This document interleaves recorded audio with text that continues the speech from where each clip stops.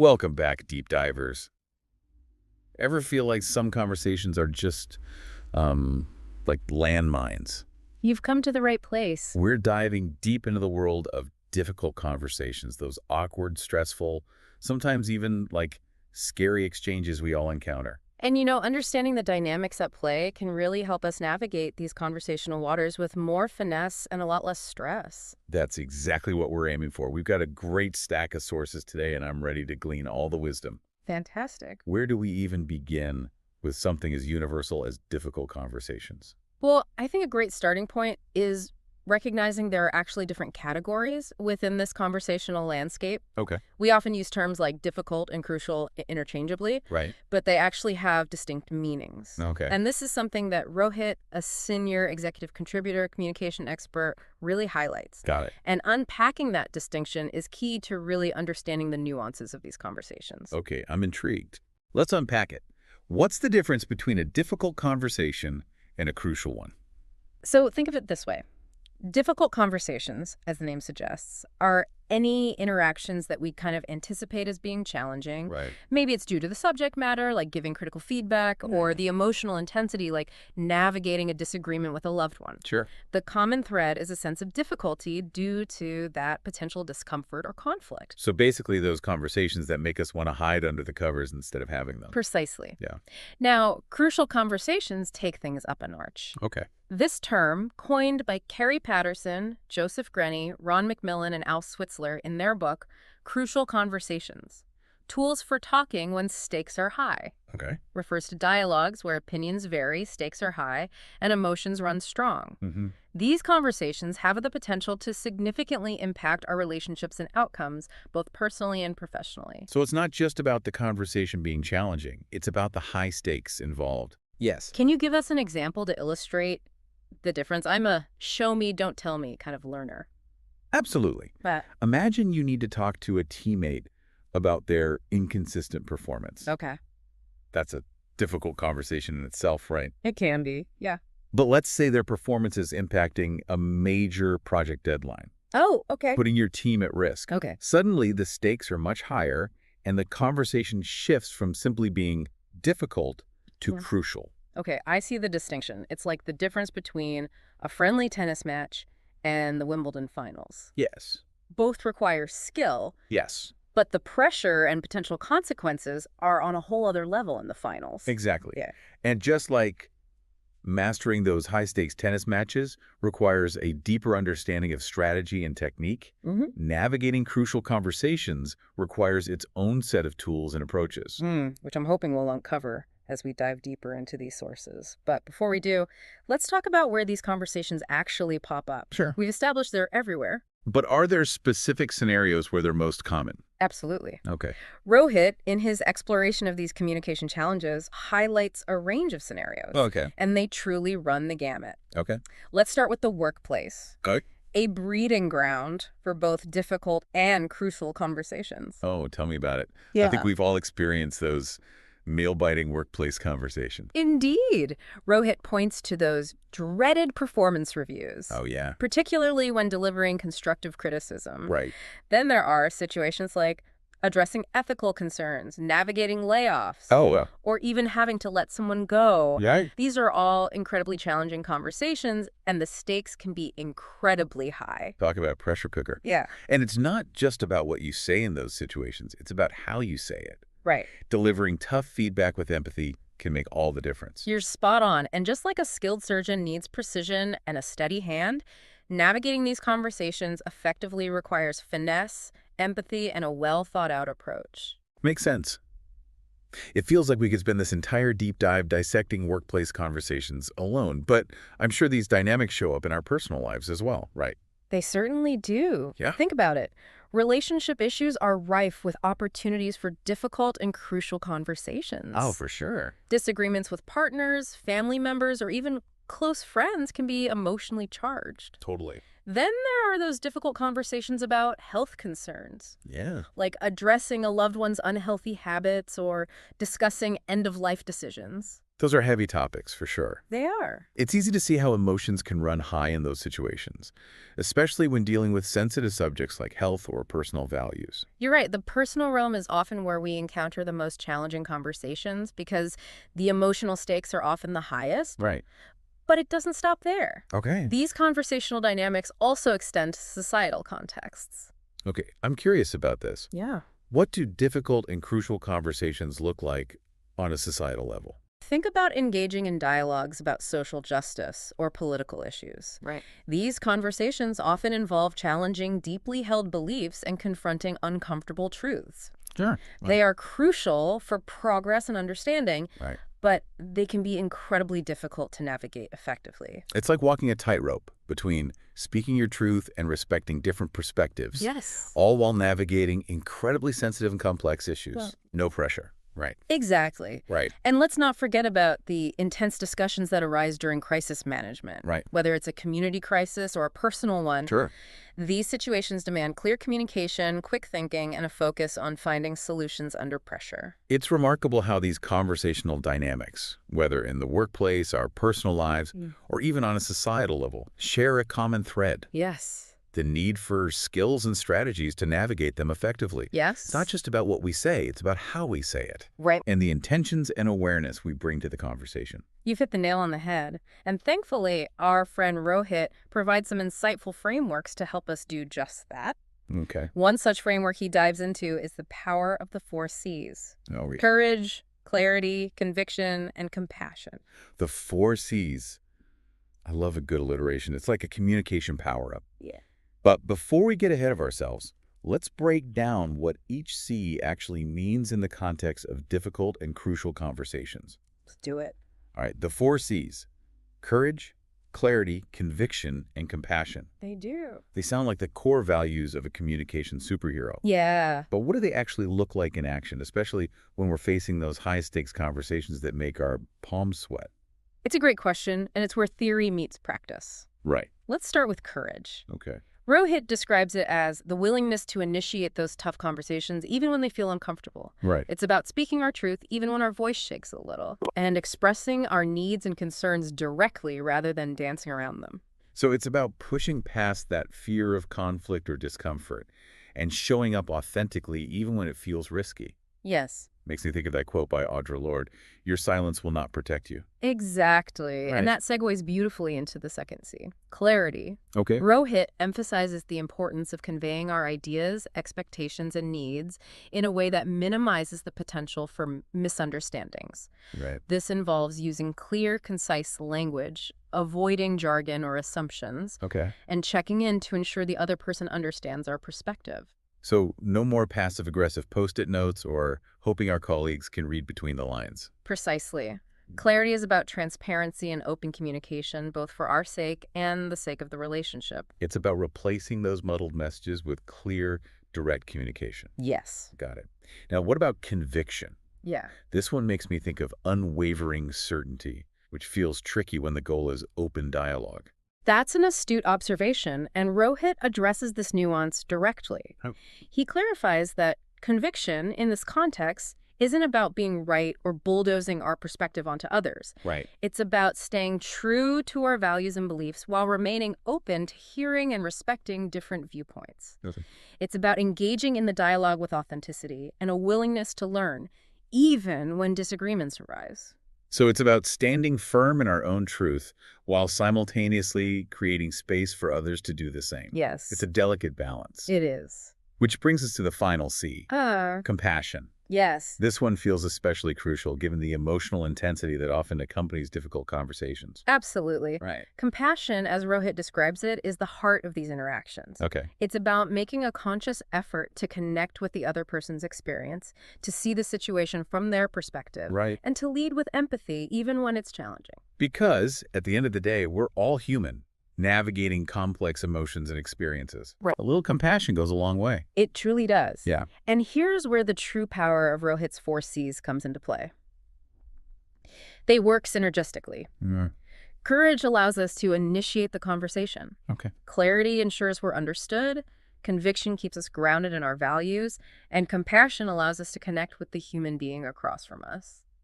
It's like they each play a unique role in orchestrating a more harmonious and productive conversation, even when tackling tough topics. That's right. It's a beautiful framework. It is. But I have a confession. Okay. While I appreciate the elegance of these principles, I sometimes struggle to translate them into real-time action. Sure. Do we have any practical tips to bridge that gap between theory and real-world application? Absolutely. Okay. In fact, Carrie Patterson, Joseph Grenny, Ron McMillan, and Al Switzler, in their book, Crucial Conversations, offer a set of 7 principles that align beautifully with Rohit's 4 Cs and provide a roadmap for navigating these conversations with greater skill and awareness. I'm ready to add those tools to my communication kit. Let's dive in. What's the first principle? The first principle is start with heart. Okay. It's about approaching the conversation with a clear understanding of your desired outcome. Okay. What do I hope to achieve through this dialogue? Right. What's most important to me in this moment? Okay. By clarifying our intentions and desired outcomes, we ground ourselves in a sense of purpose, which can be incredibly helpful when navigating emotionally charged territory. So, before launching into a crucial conversation, we need to ask ourselves, what do I really want to achieve here? What's most important to me in this moment? Yes. I love that. What's next? The second principle is learn to look. Okay. This emphasizes the importance of paying close attention to the subtle cues and shifts in the conversation. Right. Are we noticing defensive body language? Okay. Are we hearing subtle hints of frustration or anger? Recognizing when a dialogue is becoming crucial allows us to adjust our approach accordingly, preventing the conversation from escalating into a full-blown conflict. It's like we need to become conversational detectives, looking for clues that tell us when a conversation is heading into tricky territory. Yes. Fascinating. But what about when things do get heated? How do we prevent those conversational landmines from exploding? That's where the third principle, make it safe, comes in. Okay. When emotions are running high, creating a safe space for open and honest dialogue is essential. Okay. This means reassuring the other person that their opinions are valued, Right. and that the goal is to find a resolution together, not to attack or belittle them. It's about fostering an environment of trust and mutual respect, even in the midst of disagreements. That's right. Safety first. This feels directly connected to the compassion element of Rohit's 4 Cs. Yes. By creating that safe space, we're essentially saying, I see you, I hear you, and I value our relationship, even if we don't see eye to eye on this particular issue. Exactly. And that focus on empathy and understanding paves the way for more productive dialogue. Okay. Now, the fourth principle, master my stories, dives into the internal narratives we tell ourselves, especially when our emotions are running high. Oh, this one resonates with me. Yeah. It's so easy to get caught up in our own heads, spinning stories that might not reflect the full picture. Right? What does it mean to master our stories in the context of a difficult conversation? It's about recognizing that our reactions to situations are often shaped by the stories we tell ourselves rather than objective reality. Okay. For example, if a colleague seems distant, we might jump to the conclusion that they're upset with us, Oh, yeah. fueling feelings of resentment or anger. When in reality, they could be dealing with a personal issue or simply having an off day. Precisely. Yeah. Mastering our stories is about hitting the pause button on those internal narratives Okay. and asking ourselves, is this story serving me? Is it helpful? Or is it creating unnecessary conflict? It's about challenging those assumptions and seeking to understand the situation from different angles. Yes. I love that. It's a powerful shift in perspective. Right. And it ties back to the importance of clarity, both in our communication with others and with ourselves. Okay, so far we've got start with heart, learn to look, make it safe, and master my stories. These feel like foundational principles for setting the stage for a more productive and compassionate conversation. They are. What other tools do we have at our disposal? So the next 3 principles focus on the dialogue itself. Okay. The 5th principle, state my path, encourages us to communicate our own views clearly and directly, Okay. while remaining open to hearing and understanding the perspectives of others. Right.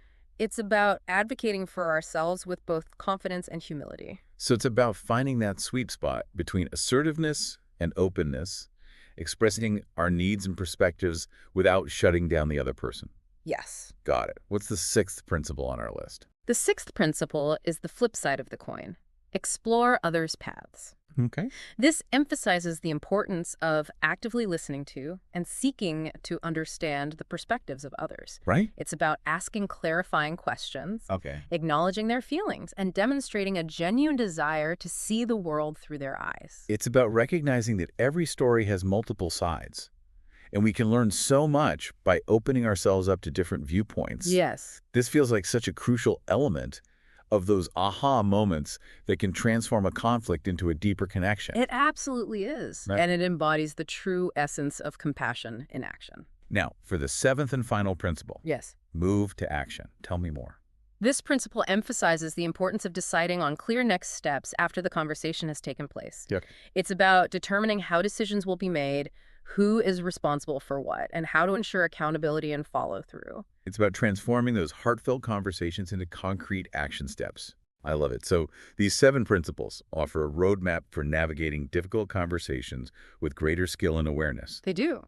But I'm curious, given our earlier discussion about the different types of challenging conversations, are there specific approaches or frameworks that lend themselves particularly well to, say, those crucial conversations with higher stakes and greater potential for conflict? You're asking the right questions. While the 7 principles we've discussed offer a fantastic foundation for any challenging conversation, some approaches are particularly effective when those stakes are high and emotions run even higher. Okay, I'm all ears. What other tools can we add to our communication arsenal for those crucial conversation moments? One framework I find incredibly valuable is the Silence Kills, the 7 crucial conversations for healthcare study. Okay. And before you think this only applies to medical professionals, hear me out. Okay. While designed for healthcare settings, the principles translate beautifully to any field where communication can be a matter of life or death for projects, relationships, or even your reputation. Okay, you've piqued my curiosity. Let's hear it. Okay. What are those 7 crucial conversations, and how can we apply them in a broader context? So let's focus on 2 that are particularly relevant to our discussion on navigating crucial conversations: broken rules and lack of support. Now, imagine these conversations not in a hospital setting, but within a team working on a high-pressure project. Okay, I can picture it. Okay. So broken rules in this context would be about addressing situations where team agreements, project deadlines, or communication protocols are not being honored. You've got it. And instead of letting these issues fester, which can breed resentment and derail progress, having those crucial conversations about broken rules and how to get back on track becomes essential. Right. The key is approaching these conversations with clarity and a focus on solutions, not blame. That makes sense. It's about reinforcing shared expectations Yeah. and ensuring everyone is accountable for upholding those agreements. Yeah. What about lack of support? That feels especially relevant in high-pressure environments where burnout and overwhelm can run rampant. It's incredibly relevant, and it ties directly back to Rohit's emphasis on compassion. Okay. In a high-stakes project, lack of support conversations might involve team members expressing when they're feeling overwhelmed, lacking resources, or need help prioritizing tasks. Right. These conversations can be crucial for preventing burnout, fostering a more supportive team environment, and ensuring the project's success. It's about creating that space for vulnerability and open communication even, or perhaps especially when the pressure is on. Precisely. Mm. These crucial conversations, while potentially difficult, are opportunities to course correct, strengthen relationships, and set the team up for success. It's about proactively addressing those small cracks before they become major fault lines. Yes. I love those practical applications of the silence kills principles. But since we're talking about communication strategies for navigating tricky conversations, we'd be remiss not to mention the work of Dr. John Gottman, particularly his research on the 4 horsemen of the apocalypse. Sure. These destructive communication patterns can derail even the most well-intentioned conversations, especially when emotions run high. Oh, absolutely. Gottman's work is fundamental to understanding how communication patterns can impact relationships. Right. And what's fascinating is that he doesn't just identify these destructive patterns, he offers antidotes, Good. specific strategies for countering those negative communication styles and fostering healthier, more productive dialogue. Okay, spill the tea. Let's talk about those 4 horsemen and, more importantly, how to disarm them. Okay, so the first horseman, and arguably the most common, is criticism. Okay. This goes beyond addressing a specific behavior and ventures into attacks on someone's character or personality. So instead of saying, hey, I felt hurt when you didn't invite me to the party, you launch into a tirade about how inconsiderate and selfish the person is. Ouch. Exactly. And that kind of criticism is more likely to trigger defensiveness than understanding. Right. But here's the antidote. Replace criticism with a gentle startup. Okay. This involves focusing on your own feelings and needs rather than attacking the other person. So a gentler approach might sound like, I felt disappointed when I realized I hadn't been invited to the party. I value our friendship, and it's important to me to feel included in social gatherings. You nailed it. You're clearly communicating your feelings and needs without resorting to blame or character assassination. Okay, criticism. Disarmed. What's next on our hit list of conversational calamities? Number 2 is contempt, which is even more corrosive to relationships. Okay. It's about tearing the other person down through sarcasm, cynicism, name-calling, eye-rolling, or any form of communication that conveys disgust or superiority. So basically, any form of communication that screams, I'm right, you're wrong, and I'm judging you for it. Precisely. Contempt is poison to relationships. Yeah. The antidote. Cultivate a culture of appreciation and respect. Okay. Instead of focusing on what's wrong, make a conscious effort to notice and appreciate the positive aspects of the other person and the relationship. So even in the midst of disagreement, we can still find things to appreciate about the other person. Yes. It's about shifting our perspective from fault-finding to appreciation. Exactly. And that shift in perspective can work wonders for de-escalating conflict and fostering connection. Okay, 2 horsemen down. What's next? The third horseman is defensiveness, a natural reaction to feeling attacked or criticized. Right. It manifests as deflecting blame, making excuses, or refusing to take responsibility for our part in a conflict. So instead of acknowledging the hurt we may have caused, we go on the defense and start pointing fingers. You got it. And while it's understandable to feel defensive when we're being criticized, defensiveness rarely leads to a productive outcome. Sure. The antidote. Take responsibility. Okay. Even if we only own up to a small part of the issue, it can de-escalate the tension and open the door for more constructive conversation. It's about breaking free from that cycle of blame and defensiveness and creating space for understanding and resolution. Exactly. And that brings us to our final horseman, stonewalling. Check. This is when we shut down emotionally, Right. withdraw from the conversation, Yeah. and refuse to engage with the other person. So instead of talking it out, we give our conversation partner the silent treatment. Essentially, it's a way of checking out of the conversation and the relationship. Right. And while it might feel like a way to protect ourselves from further hurt, stonewalling ultimately damages the connection and prevents any possibility of resolution. It's the communication equivalent of building walls instead of bridges. Yes. So what's the antidote for this conversational dead end? Self-soothing and physiological regulation. Okay. When we feel ourselves shutting down or getting flooded with emotion, it's crucial to take a break, calm our nervous system, and return to the conversation when we're in a more regulated state. So instead of stonewalling, we can say something like, I'm feeling overwhelmed right now, and I need a few minutes to collect my thoughts. Can we circle back to this in a bit? A perfect example. You're honoring your own needs while also respecting the other person and the conversation. This has been eye-opening. Mm-hmm.